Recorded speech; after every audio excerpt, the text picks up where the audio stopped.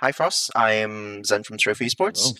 Hello. I wanted to start by offering commiserations for today's loss, as well as thanking you for taking the time to take this interview. Problem. Yeah. Um, I wanted to start from a simple sort of reflection question on now that your Champions journey is sort of ended. I remember watching one of your earlier podcasts about a month ago, where you spoke on how you were more focused on sort of the long-term development for this team, especially talents like Primmie. And I wanted to see like, sort of your just overall takeaway from this journey, sort of your just reflections on all of it, and just in general.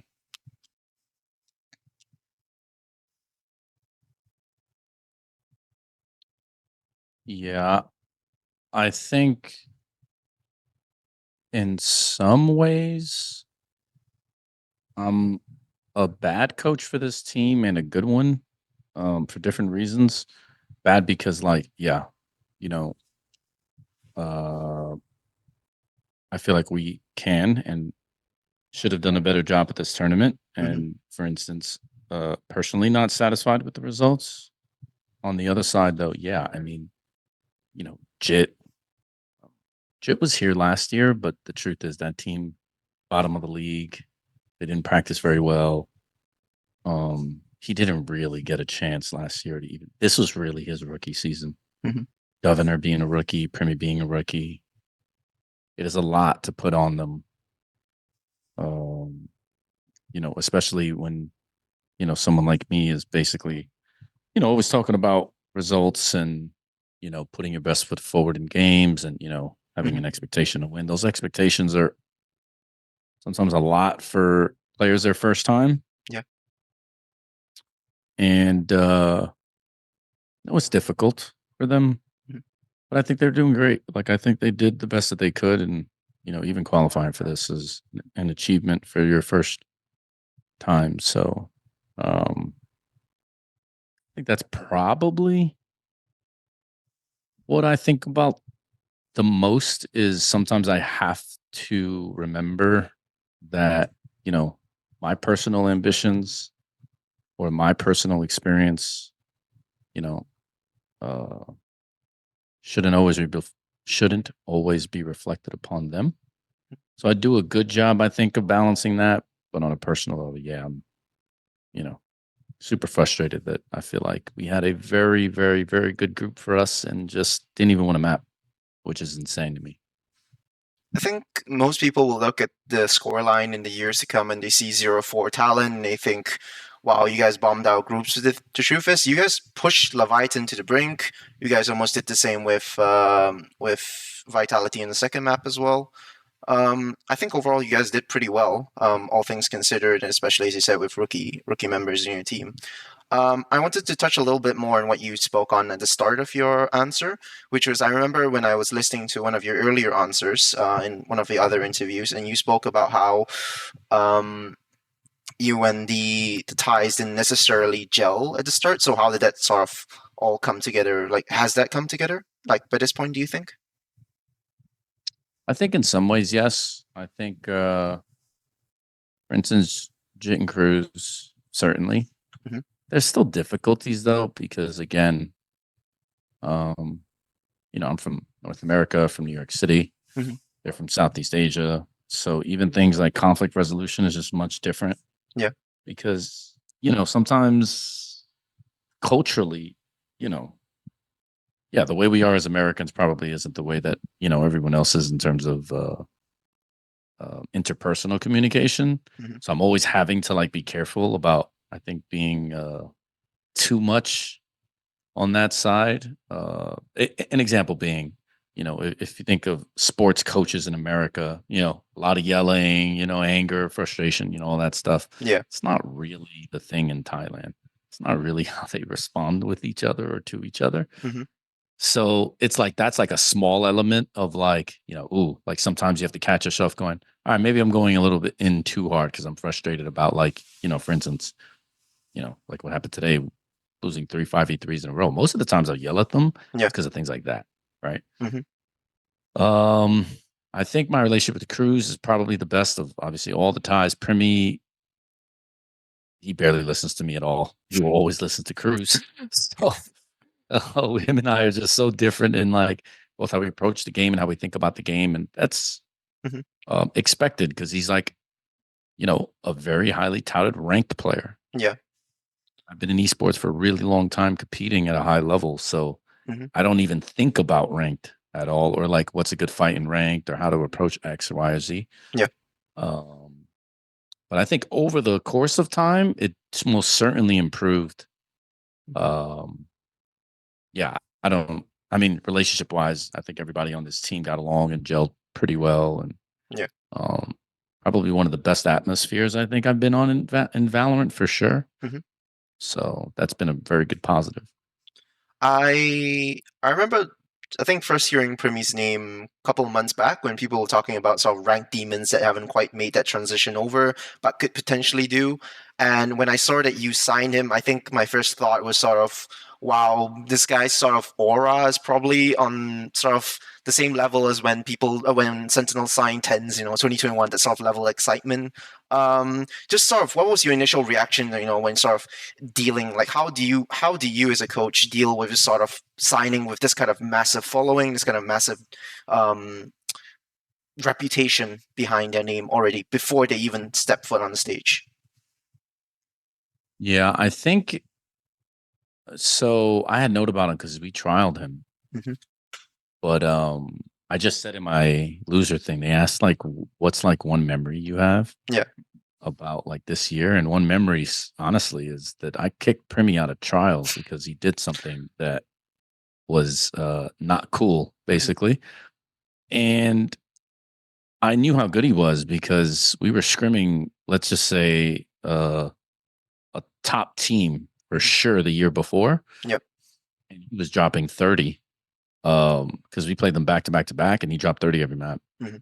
And that was my initial like, geez. And then obviously for disciplinary reasons, um, I kind of like put him on the back burner. But then as the year went on, Jip Boys, mainly Cruise, Surf's a big one that kept saying, man, if we get this guy with how we're doing now, Hmm. sky's the limit. Surf actually gave up his spot on a personal level Wow. for him. He was like, yo, trust me, you get this guy, it's not only champs, bro. You guys can win. Hmm. And I started believing it because I felt like we were pretty easily top four in the league. And obviously, we were a game away from top two if we weren't throwing 5v3s like we did today. Yeah. Um, and I started to believe that actually, if Primmie is what everyone says he is, it might be the X factor that might just propel you to go on a deep run. Hmm. And, we had those expectations here and it just didn't work out. But I think he's everything everyone advertised. Yeah.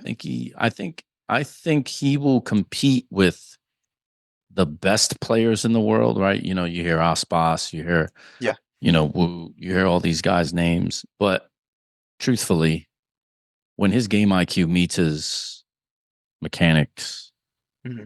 I think he will be the best player in the world. I think when most people talk about superstars, their first thought is their ability to drop multi-frags, to drop 30 bombs as often as possible. But I wanted to ask on his sort of attitude and his approach to work ethic as well. Like, what's your opinion on him in those sort of perspectives? Work ethic wise, I actually don't have many complaints. Um, there are some, but I think overall, for what his age, where he is, he's fine. Um, I think I think the difficulty for him is going to be learning what the right play is over what his instinct tells him. And when he can marry those both and fuse them together, I think that'll be really good. Hmm. But yeah, I think everybody should have high hopes for him because in Valorant for sure, I have never played with anyone. I have never had a player on any team I've been on in Valorant. I've been on a bunch that has his potential. It's not even close. I Wow. can't even think of anyone that's anywhere close to what his potential is. So it's yeah, he should have a bright future. next season is most definitely going to be, or next year will most definitely be his coming out party. Yeah. That's incredibly high praise. I wanted to ask about your preparation as well, just more in general for coaching. First of all, just heading into playoffs, you made the incredibly bold decision, first of all, to swap in Primmie for Surf. That's first of all. Yep. But then just putting that aside, just in isolation, just going into playoffs, your entire goal, you spoke about this earlier this year, your entire goal was to at least make champions. So first of all, the pressure and sort of that pressure of that goal to make champs must have been astronomical. And then after that, once you get to champs, you feel like, oh, okay, it'd be kind of a waste if we just go out like that. You kind of want to do well as well. Can you speak to me a little bit on stuff that how was this pressure? How did you deal with this pressure? Like, what was the impact on the team? Like, how did you guys deal with it? So I put a lot of pressure on them both in VOD review and throughout the year. So I got them used to basically, being in a high octane situation because I was not happy with, mistakes that people were making and things that we were doing. Mm-hmm. So from that end, I felt like I put enough pressure on them personally that like you could see whether they'd fight back and whether they'd like be able to persevere through, certain types of adversity. On a personal level, I have already multiple world championships in other games. Yeah. So the pressure for me was immense for them because I'm not trying to come here and just go O2 barbecue like we did in Bruce. Yeah. But our practice, our preparation, I mean, even in champs, we were scrimming. We basically were in practice at least 9 hours a day, which most teams here aren't even practicing. Mm-hmm. They're not even practicing that much. They're maybe practicing 2 or 3 maps a day. We were pretty much at 6 or 7. Mm-hmm. And that workload, it was both because I think I wanted to, get as many repetitions as possible so that when they were in the game, they didn't have to think as much. Yeah. But also, it's simply because I think,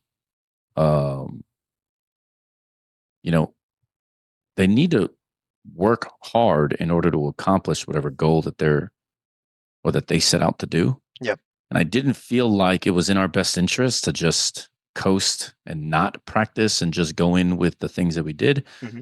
And we had pretty much, we weren't able to show it. I mean, we did show Bind and we did show Sunset. We showed different comps, but we pretty much had different comps for every map, and we had multiple comps, just like we have had all year. Mm-hmm. We didn't even get to show, which is the rather unfortunate thing because I try to get the prepare for close groups, top 8, the double elim side of top 8, all that stuff. So we had pretty nice plans, and it required all that hard work and effort, and mm-hmm.